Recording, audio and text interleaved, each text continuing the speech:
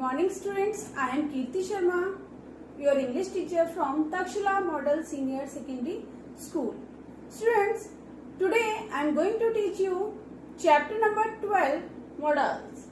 In this chapter, we will learn about what are the modals, what are the rules we should keep in our mind while using different modals and different types of modals. Okay students, let's start this chapter.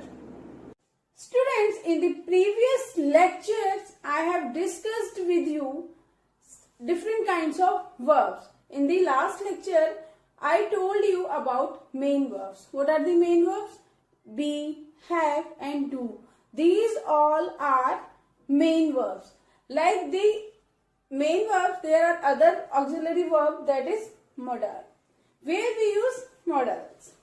Modals are those auxiliary verbs that help the main verb in expressing modes such as ability, possibility, permission, advice, determination, etc. Or in short, modals are the verbs which tell us the mode of the action. But there is a thing about the modals, that modals cannot be used alone. Means when we use modal, it needs what? It needs main verb with this. For example, I can dash hockey. Here we have used modal can, but it is not making sense. Why? We have not used here main verb. What is main verb? If I use word play in this sentence, then it will make a sense. I can play hockey. Now, this group of words is making sense. So, modals are always used with the main verb. Without main verb, it has no sense. The auxiliaries are, now what are the modals? Shall, should, will, would, can, could, may, might, must, ought to, used to, need and dare. Now, one by one I'll explain you where we use these modals. Let's start with our first modal, can. Where we use can. Can is used to show capacity, for permission and for possibility. Let's understand with the help of some examples. I can run 10 miles without a break. Here, can is a modal. Here, it is showing or it is expressing the capacity of a person that he can run 10 miles without a break. So, can is used for showing the capacity. They cannot leave without completing the work. They cannot leave.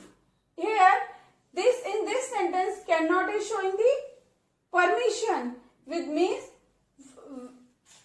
for permission we use can. It can rain anytime now. Here it is showing the possibility that it can rain anytime now. So in these sentences, can, cannot and can all are showing the capacity, permission and possibility respectively. So these are modals. Now where we use could? Could is used to show past, ability and request. For example, Deepak could lift 20 kg weight when he was just 15. Means when he was 15 years old, he could lift 20 kg weight. Here, could is what? Modals. And it is showing the past ability of Deepak that he could lift 20 kg weight when he was 15. Could you help me set the table please? for the request we use could. Now may and might. May is used to get permission, for possibility and for wish. For example, may I share your lunch? Means here the person is seeking permission. So may is used in this sentence. India may win the match. Here may is showing the possibility. India may or may not win the match. So it is just showing the possibility. May you succeed. When we pray or when we bless someone or wish for someone, we use may. May you succeed. Might. Past tense of may, and for past possibility we use might. His sister might have become nurse. It is showing the past ability that his sister might have become nurse. He said to me that I might do as I please. It is showing the past ability. Will is used for simple future, for general instructions, for habit, for command, and to show the result. We use will. For example, the manager will inspect the office tomorrow. It is just showing the simple future tense. The manager will inspect the office tomorrow. Will you be quiet now? Here command is there. Will you be quiet now? If you tease a dog, it will attack you. Means result is there. If you tease a dog, it will attack you. So will is used for the general instructions, habit, command, result, and simple future. Now use of would. Would is used for the past tense of will. For polite request, to offer, and for past habit. Let's understand this with the help of examples. He said, I will not come tomorrow. It is simple future tense. He informed that he would not come the following day. Here it is the past tense of will. Would is used in the place of will. So it is the past tense of will. Would you drop me at Ajmeri Gate? Please. Would you drop me at Ajmeri Gate, please? For polite request, would is used. Would you like to have a cup of coffee with me? Here, offer. So, would is used for past tense of will, polite request, offer, and past habit. Use of shall. For normal future, we use shall, order, threat, promise, and offer. We shall prepare a presentation for meeting. In this, there is what? Future tense. In the future tense, for I and we, with I and we use shall. So, we shall prepare a presentation for meeting. Second example, you shall be fined if you do not pay your school fees on time. For threat, we use shall. Here, you shall be fined if you do not pay your school fees on time. So, threat is here. Should. Where we use should. For past tense of shall, advise, and for moral duty. Let's understand with the example. Here, Meera stated that she should be there on time. It is the past form of the shall. Past, what is the past form? Meera I'll be there on time. For the past tense, we use should. You should take medicine on time. For advice, we use should. Since you are rich, you should help the poor. You are rich means it is your moral duty that if you are rich, you should help the poor. Now, ought to, where we use ought to. Should, students, should and ought to both are used for the same sense. But ought to is used to express strong attitude or mood. It is used for moral obligation, rightfulness and for the duty. For examples, children ought to show respect to their teachers and elders. It is showing the moral obligation. Second, you ought to have helped your friend when he was in trouble.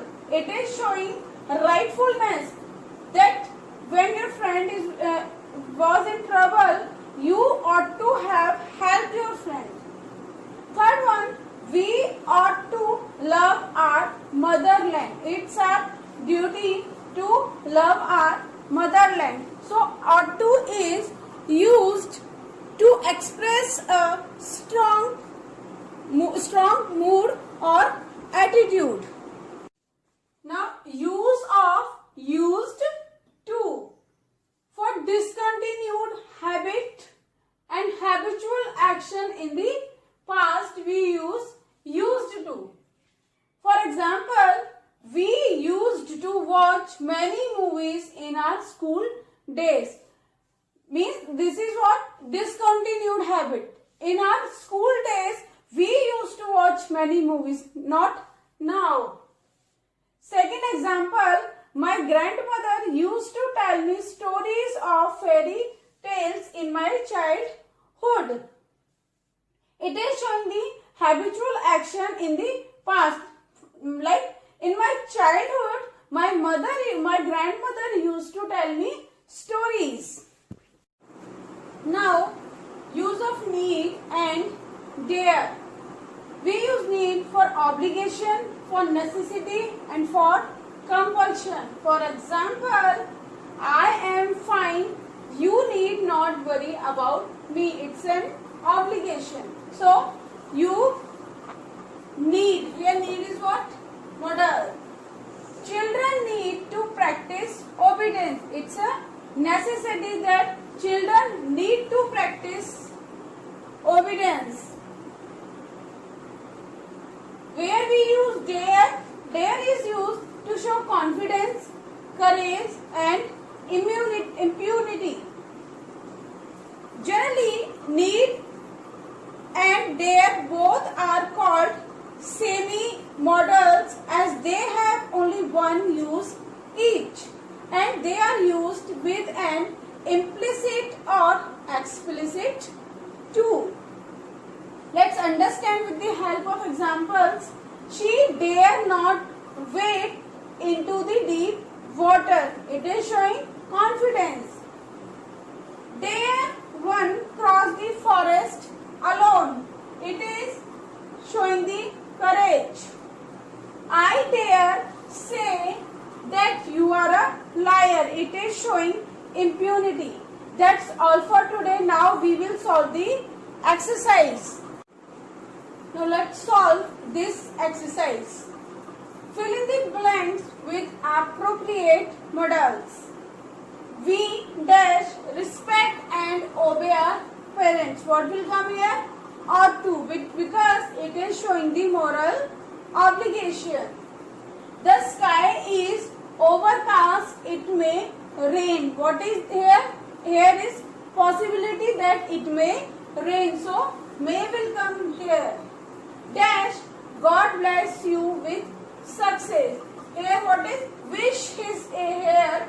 That is why we have used may for wish.